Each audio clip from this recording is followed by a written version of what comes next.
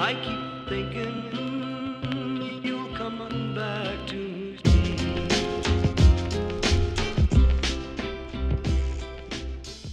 Hi guys, it's me, and I'm here to bring you a demonstration on how to create a crochet braid bob wig. This is a highly requested video, and so I'm going to do my best to kind of show you guys what I did to create this gorgeous unit. This unit I actually made, to be truthfully honest. I probably made this unit months ago, several months ago, and I just never wore it until now. I actually, when I made the unit, it was a little longer, and I figured, you know what, this will make a really cute bob. So I took a razor and just got to whacking it. This particular unit isn't a unit that you can make in 2 hours. It'll take you at least 4 to 6 hours to actually create the unit itself. That doesn't include the cutting, but just to create the unit itself. And that really depends on how fast you are with actually installing crochet hair. So it could actually go past 6 hours. Just kind of walking into this, just know that this is not a unit that you can make quickly unless you have the time to devote to actually making it. If you plan to install this on an actual person, it will not take you that long. This is probably like a 4-hour install, and then of course you want to factor in the amount of time it'll take you to actually shape and cut the hair. Let's get started with what you're going to need to create this unit. You're first going to need a crochet needle. I don't know if you can see how big this needle is, right? Alright, so this needle is tiny compared to most of the crochet needles that we normally use. I got this unit from, I got this needle from Sally's Beauty Supply store, and I believe I paid about $3, $3.99 or something. And this is probably one of the smallest needles I've ever seen. But I had to get a needle this small because of the type of caps that I use sometimes when I make my units. This is the type of cap that I use. This particular cap, as you can see, it actually has adjustable straps in the back, and that's because you kind of want to be able to move your wig, tighten your wig if you need to, or loosen it up if you need to, because sometimes, y'all know how it is, we have to braid our hair underneath or throw it in a ponytail so we can throw on these units. So, but this is the type of wig cap that I purchased at my local beauty supply store. And again, it has the adjustable straps, and then it has this front piece in the front with little and you cannot get a large crochet needle through these holes, and if you try, you're probably going to break the hole. You're going to stretch it out of shape. You're just going to ruin your cap. So, and you're going to need a wig cap and of course hair. The hair that I'm wearing is Xpressions color number 2, and it's about 2 packs of hair. This is fresh out of the package. No blow drying, no flat ironing, none of that. You're going to need Xpressions hair, or the new unit that I'm going to make, because I ran out of Xpressions hair, well, except one package, and color number 30. So this particular unit, I'm going to use XBraid Hollywood. And y'all, this hair is like 86 inches. Like, I can't even get it all in camera view. But this is 86 inches of hair. And I'm using XBraid Hollywood. This is color 1B3033. As you can see, honey, yes, the Beyonce color. No, but I'm going to be using this for most of the unit, and then I'm going to go back through and highlight with the Xpressions hair, which I believe is a color number 30. I have to go and check and see. Okay, you want to make sure that you're securing your cap with pins, just to make sure that your cap does not move. You need it to be as secure as possible as you're crocheting the hair. Sometimes you have a tendency to crochet hair onto the cap and you're pulling, or you're using too many holes, and so you're shrinking your cap as you go. So as long as you pin your cap so that it doesn't move, you should not have that problem. So I also wanted to point out, and this is an option, it's totally up to you, but this is what I do. I don't actually crochet onto this portion of the cap or the band. So this here, this piece here, that, and the band, and of course this piece here at the top. So any portion of the band I do not. I actually crochet just outside of it. So not on top of it, but right on the side of it. Sort of like this one. So hopefully you guys can see that one. And then I'll go all the way around. You do want to put enough space in between them. You notice I don't have the hair directly next to each other. Just depending on the thickness. If you want your wig extremely thick, then by all means, you know, put your pieces close together, but it's really not necessary to do so. Because that's more cutting and possibly thinning out.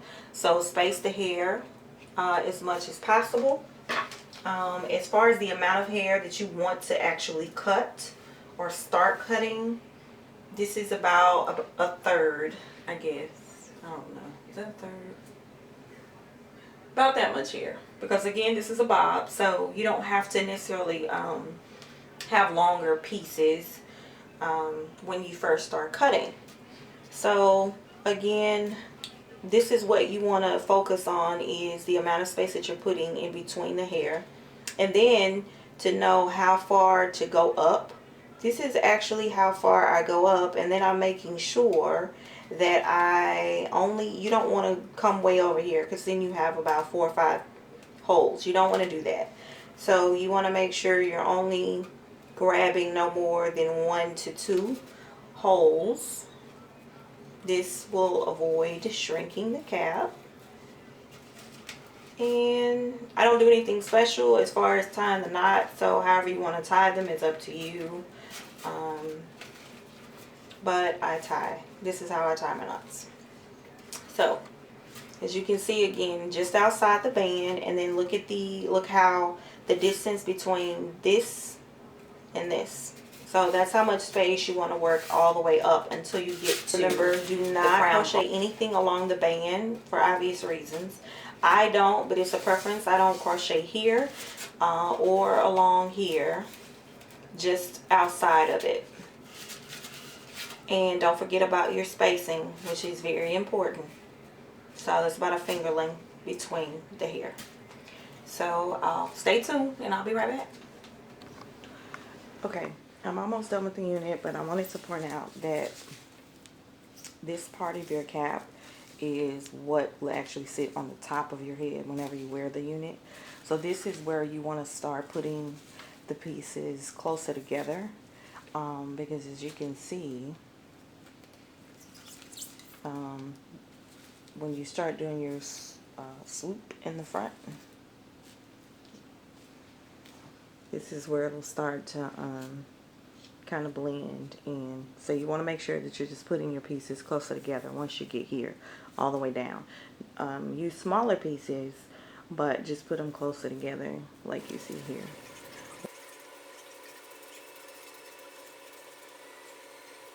Okay, it's a lot harder to do on camera than I thought. Alright, so let me show you what it looks like in the back.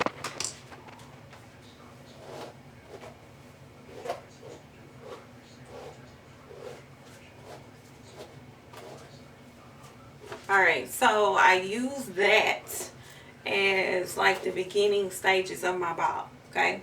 So I kind of know that I'm going to have to layer it here to kind of give it the lift, and then of course cut downward to give me the slant that you normally see with the bob. First, okay, so I'm going to take some regular hair scissors. These scissors would never get through that hair, so that's why I use the thicker scissors, okay? And then of course, if I need to go back and do some finishing touches and kind of make sure that this is even in the back, it's a wig, so I can take it off and do that. Okay, so alright, so I'm gonna go up this way. Okay. Alright, so I know that the front, this is what I want. So I'm going to definitely have to layer this and lift this a little bit, okay? Because it wouldn't look right if I just left it like that. Alright, but we'll get to that in a second. Alright, so next I want to make sure that I do the same on this side.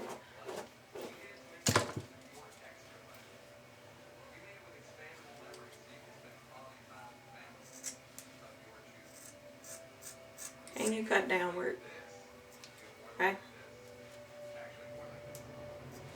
Now, I'm also, if you wanted to, you can cut around this and kind of even it out all the way around and wear it this way. Alright, so I'm going to show you a little bit on how I cut the layers. And this is what takes the longest for me, is because I take my time in cutting this, because again, once you cut this hair, that's it. So I take a little section,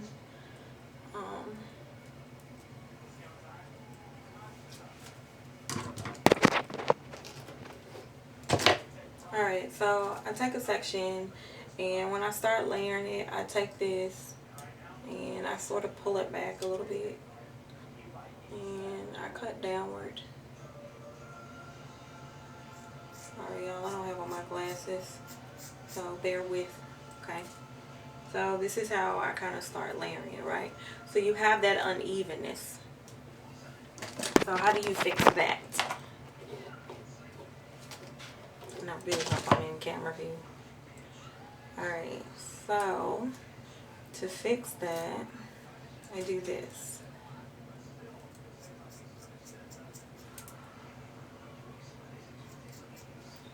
I sort of cut downward, sort of thinning it out, and you can probably use shears as well. Now, another thing that I do is take a razor and just kind of go through. Using a razor takes a little bit more time than scissors. If you have one, use old school razors. I'm out of razors. This is Beauty Supply Store razors.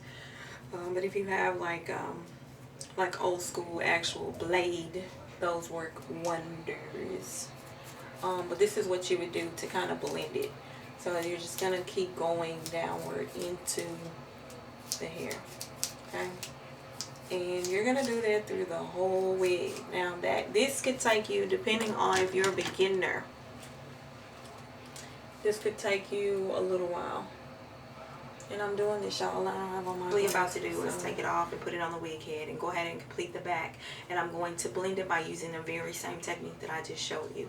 So hopefully you guys sort of have an idea now of how to create this gorgeous wig out of crochet braid hair. This wig can definitely last you quite some time. So thanks for watching. Thanks for subscribing as well. Stay tuned for some upcoming videos outside of here, of course. Don't forget to follow me on other social medias. I'll leave all of the links below. Hit me up if you have any questions, and Ahykonikdiva will see you soon. What we do here is go back.